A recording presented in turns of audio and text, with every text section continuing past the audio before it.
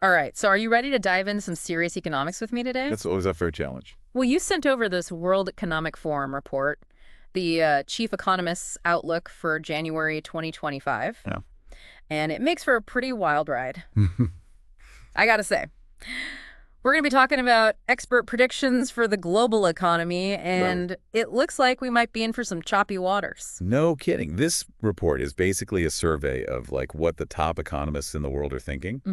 And the overall mood, let's just say it's not exactly champagne and confetti. Yeah, more like batten down the hatches. Yeah, something like that. Yeah. Over half of the economists that were surveyed are predicting global economic weakening. Wow. The IMF is even forecasting 3.2% growth for 2025, which is one of the weakest growth rates we've seen in decades. Yeah, that's rough. But it can't be all doom and gloom, can it? I mean, Right. the report mentions some regional variations. I'm assuming there's some bright spots in there somewhere. You're right. It's definitely a mixed bag globally. Yeah.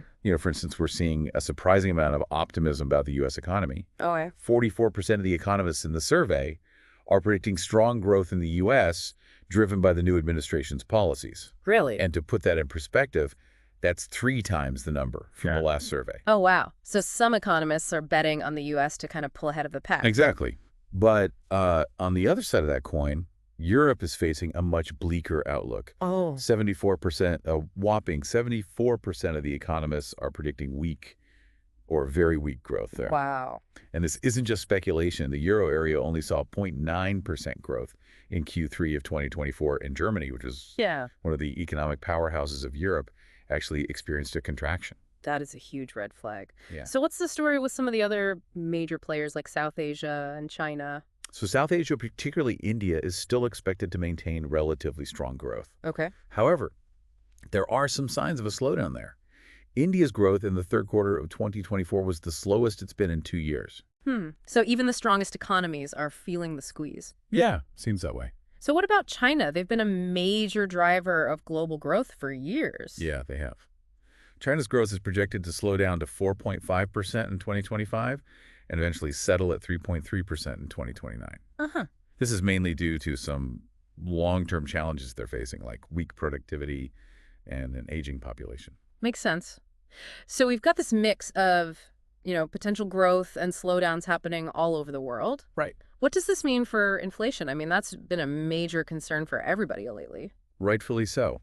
The good news is that global inflation is easing a bit, projected at 4.3% in 2025. Okay. However, there are some really big regional differences there. For example, the U.S. is leading in inflation expectations, with 94% of the economists are predicting it will increase under the new administration. 94%. Wow, that's a pretty clear consensus. Is that tied to the new administration's policies, do you think? Yeah, I think it's definitely a factor. Things like the tax cuts they're pushing for. And potential labor supply shocks that could result from some of those changes. It's just creating a lot of uncertainty. Yeah, I bet.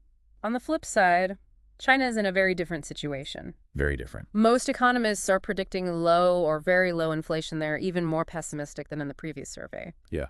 So 2 major economies, 2 very different inflation stories. It seems like that the recent U.S. election is having ripple effects throughout the entire global economy. Yeah, for sure.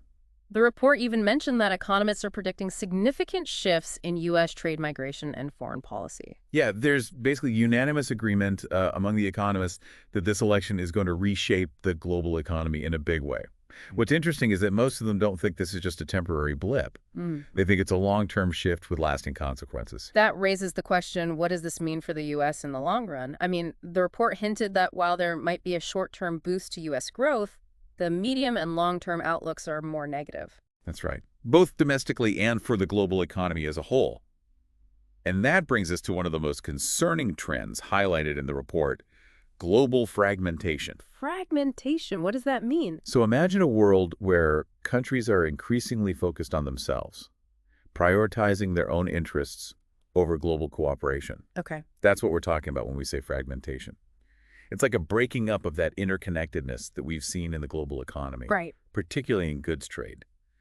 Almost all of the economists surveyed predict this fragmentation to continue over the next 3 years. So what's driving this trend? Is it purely political? It's a combination of factors. Geopolitical rivalries, especially between the U.S. and China, are a major driver, but it's also about domestic policy choices. Things like growing anti-immigration sentiment and national security concerns are also playing a part. So basically, the world is becoming less interconnected. What does that mean for, for the average person like me? What does that mean for me? Well, the most likely outcome is higher prices. Think about it, that new phone you've been eyeing. Fragmentation could make that significantly more expensive as disrupted supply chains drive up the cost of components. Oh, I see. And it's not just electronics. Everything from clothes to groceries could be affected. Economists unanimously agree that this fragmentation is going to hit consumers and businesses where it hurts in their wallets. So our wallets are going to feel the pinch. And the report also mentions some concerns about reduced global collaboration, particularly on crucial issues like climate change. Right. If countries are turning inward and prioritizing their own interests, it becomes much harder to tackle these big global challenges that require everyone to work together. Yeah, that's a good point. And unfortunately, there's another risk that comes with fragmentation. There is. An increased risk of conflict. Yeah. Nobody wins in that scenario. Hold on tight, everybody. It sounds like we won't be heading into some turbulent economic waters. Indeed. And speaking of turbulence, we can't ignore the elephant in the room. The possibility of a new trade war. Oh boy, yeah, the report definitely went there. And it seems like a large majority of economists, almost 90%, are predicting a trade war between the U.S. and China. It's a real possibility. Yeah. And a good chunk of them also see a broader trade war involving other nations as a possibility as well. It's a tense situation for sure. The new U.S. administration campaigned on significant tariff increases. Right. Which is essentially just a tax on imported goods, right? Right. So everything gets more expensive. Potentially, yes. However, even with the tough talk, a majority of economists actually believe the actual tariff increases won't be as drastic as initially feared. Okay, so maybe a glimmer of hope there. Maybe. It's also worth noting that despite all these tensions and all the protectionist rhetoric, global trade has actually been surprisingly resilient. It has. It's on track to hit a record $33 trillion in 2024. Wow, that's amazing considering everything that's going on. But I guess the million-dollar question is, can this resilience last? That's what the economists are debating. About half of them predict continued growth in trade volumes, but a significant portion disagree. There's a lot of uncertainty about what the future holds. Yeah, for sure. So we're potentially looking at higher prices, trade wars, a world that's less interconnected. It's a lot to process. It is. But the report also highlighted some factors that are expected to actually reshape the global trade landscape in the coming years. Right. Like protectionism, supply chain restructuring, Mm-hmm. even national security concerns. Absolutely. And the biggest factor that's expected to influence trade patterns over the next 3 years is expected to be protectionism. That's when countries try to shield their own industries from foreign competition, you know? Right. And we're also seeing a move towards regional trade blocs, which is connected to this concept of friendshoring. Friendshoring. Okay, break that down for me. What is friendshoring? So it's not as dramatic as it sounds. Right. Basically, it means that countries are increasingly prioritizing trade with nations that are politically aligned with them. Think of it like, forming economic alliances with your buddies. So instead of relying on this increasingly fragile global system, countries could focus on building stronger economic ties within their own regions. Exactly. It could involve things like, reducing trade barriers between neighboring countries, harmonizing regulations, and even creating regional institutions to facilitate trade and investment. But wouldn't that just further fragment the global economy and make us more susceptible to, regional conflicts? That's definitely a risk, but if it's done strategically, regional cooperation can actually enhance stability and resilience. It's about diversification. By spreading their economic partnerships, countries can create a buffer against those global shocks we were talking about earlier. Yeah. Like imagine if your entire income depended on one client and then that client went bankrupt. Yeah. Having multiple clients would make you less vulnerable, right? Right. Okay, Yeah. that makes sense. So it's not necessarily an either-or situation. Regional cooperation could be a way to navigate this increasingly complex global landscape while still reaping some of the benefits of globalization. Exactly. It's about finding that balance. Mm-hmm. And another trend that the report highlighted is this continued shift from goods to services in global trade. Okay. Right now, developed economies dominate the services trade. Mm-hmm. But over half of the economists believe that services will become increasingly important for developing nations as well. So we might actually see a shift in which countries are the major players in global trade. Potentially, yes. And that brings up another really interesting point from the report into pension, the potential for emerging markets to play a much bigger role in shaping the global economy. The rise of the rest. I've been hearing about that for years. So are we finally seeing this power shift happening? It's definitely starting to happen. Hmm. For decades, the global economy has been dominated by a handful of developed nations. Yeah. But the world is changing. Emerging markets are growing rapidly, and a lot of them are becoming more technologically advanced. So the old guard is facing some serious competition. Absolutely. Yeah. And this presents both opportunities and challenges. If these emerging markets can capitalize on their growth and development, it could lead to a more balanced and equitable global economy. A multipolar world, as some economists call it. Multipolar world. Right. Okay, I'm gonna need you to unpack that one. What does that mean? So think of it this way. For a long time, the U.S. has been the dominant force in the global economy. Right. But in a multipolar world, you have multiple centers of influence, Mm-hmm. kind of like different planets with their own gravitational pull. And it's not just about economics. It also affects things like political power and global decision-making. So more voices at the table. Exactly. Mm. And that could be a good thing. It can lead to more diverse perspectives and potentially even a more democratic system of global governance. Sounds promising, but I'm guessing it's not all sunshine and roses. What are some of the challenges of this multipolar world? Well, for one thing, this shift in power dynamics can create a lot of uncertainty and instability. As different countries and regions vie for influence, it can lead to increased competition tensions, even conflict. So a recipe for global turmoil. Not necessarily. It's all about how we manage this transition. Yeah. If countries can cooperate and find ways to work together, a multipolar world could be a more stable and prosperous place for everyone. Cooperation seems to be the key word here. It is. The report emphasized that a lot, but given all these trends towards fragmentation, trade wars, and national interests coming first, I'm not exactly optimistic. Is there any reason to be hopeful? I think there's always reason to be hopeful. Human history is full of examples of countries overcoming seemingly insurmountable challenges and finding ways to cooperate for the greater good. That's true. But, let's be realistic. We're talking about some pretty powerful forces at play here. Economic rivalries, political ideologies, national security concerns. It's a lot to overcome. I agree it's not going to be easy, but I think recognizing the challenges is the first step. And the report itself is a testament to that. By highlighting these trends and encouraging dialogue, we can start to find solutions. So knowledge is power. Exactly. And that's where things get really interesting because despite all the doom and gloom, the report does offer some potential strategies for navigating these challenges. Okay, give me some good news for once. What are some of these strategies? Well, one that really stands out is the idea of strengthening regional cooperation, which we talked about earlier. Right, the friendshoring approach. But didn't we say that could further fragment the global economy? It's a bit nuanced. Regional cooperation can be a part of a diversification strategy, but it shouldn't be the only focus. Countries need to look beyond their immediate neighbors and cultivate trading relationships with a variety of partners around the world. So a mix of regional ties and global connections. Kind of like having a close-knit group of friends, but also being open to meeting new people. Precisely. The goal is to create a more balanced and resilient trading portfolio, a safety net, if you will. Yeah. Okay. This can help mitigate the risks of relying too heavily on a single market, especially if that market becomes unstable or politically volatile. Makes a lot of sense. Yeah. So we've got regional cooperation, but also diversifying our trading partners. Any other strategies on the table? Another key area that the report highlighted is the need for greater investment in education and skills development. Okay, so focusing on human capital. But how does that tie into all these global trends we've been discussing? So think about it. The global economy is undergoing a major transformation. Yeah. Automation is on the rise. Digital skills are becoming more and more important. We're on the cusp of a whole new era of work. Mm-hmm.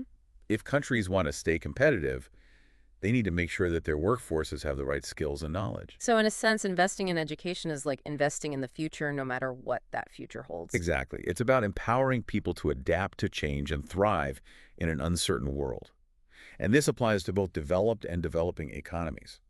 As we mentioned, the report specifically highlighted the growing importance of services for developing nations. By fostering a skilled workforce in these countries, they can seize new opportunities in the global services market. So investing in human capital isn't just a social good, it's a strategic economic imperative. I like that. But what about those social and political consequences of fragmentation that we were talking about earlier? Yeah. Can education really help address those challenges? Well, it's not a magic bullet, but it can definitely play a role. By fostering critical thinking skills, promoting global awareness, and equipping people with the knowledge to navigate an increasingly interconnected world, we can potentially mitigate some of those negative social and political consequences of fragmentation. That makes sense. You know, if people are better informed, they're less likely to be swayed by misinformation and fear-mongering. Exactly. Knowledge is power, and empowering people with knowledge can help create a more stable and prosperous world. Okay, so we've got regional cooperation, diversifying trade partners, investing in education, all these strategies for navigating this crazy global economic landscape. But at the end of the day, what does it all mean for the average person? How might these global trends actually impact our daily lives? Yeah, that's the million-dollar question. And honestly, these trends are already having an impact. Mm-hmm. And that impact is likely to become even more noticeable in the coming years. Can you give me like some concrete examples? Sure, we talked about how fragmentation and protectionism are probably going to lead to higher prices for consumers. We're already seeing that happen in some sectors like electronics, where those supply chain disruptions are driving up the cost of components, Right. and it's likely to spread to other areas as well. So our wallets are going to feel the pinch across the board. Yeah, it's a real possibility. And it's not just about prices either. Oh, Fragmentation could also lead to reduced choices for consumers. really? You know, if companies are forced to regionalize their operations and just focus on those core markets, we might see less variety in the goods and services that are available to us. So less variety and potentially even lower quality. Not exactly a winning combination. Not ideal, that's for sure. And then, of course, there are the potential social and political consequences of a more fragmented world. Right. As countries turn inward, it can fuel those tensions and distrust, making it harder to address those big global challenges like climate change and potentially even leading to conflict. It's a pretty sobering thought. It all sounds a bit like a downward spiral. Is there anything that we as individuals can do to influence these global trends, or at least like mitigate the negative impacts? I mean, there are always things we can do. For one, we can be more conscious consumers, Okay. support businesses that are committed to those ethical and sustainable practices, even if it means paying a bit more for their products and services. So voting with our wallets. Exactly. We can also advocate for policies that promote cooperation and understanding between nations. Write to your elected officials, get involved in community organizations, make your voice heard. So be informed, be engaged, and take action. Sounds like a call to arms for the globally minded citizen. It is. Yeah. And on a personal level, we can make an effort to learn about different cultures and perspectives. Yeah, The more we understand each other, the less likely we are to fall prey to that fear and division. that's a great point. It's easy to get caught up in our own little bubbles, but connecting with people from different backgrounds can really help us see the world in a new light and build bridges instead of walls. Absolutely. And remember, it's not just about those grand gestures. Even small actions can make a difference. Supporting local businesses, volunteering in our communities, being mindful of our consumption habits. These are all ways that we can contribute to a more sustainable and equitable world. It's about recognizing that we're all interconnected and our actions have these ripple effects. Precisely. And that's what this deep dive has been all about. Helping you understand these complex forces that are shaping our world so you can make informed decisions and contribute to a better future. Well said. I think we've given our listeners a lot to think about. So to wrap things up, the global economic outlook is complex and uncertain, but by staying informed, engaging in constructive dialogue, and taking action, we can navigate these challenges and create a more stable, prosperous, and equitable world for everyone. Couldn't have said it better myself. And that concludes our deep dive into the World Economic Forum's Chief Economists Outlook for January 2025. We hope you found it insightful and thought-provoking. And as always, we encourage you to share your own thoughts and perspectives on social media using the hashtag #TheDeepDive. And be sure to join us next time for another deep dive into a fascinating topic. Until then, stay curious and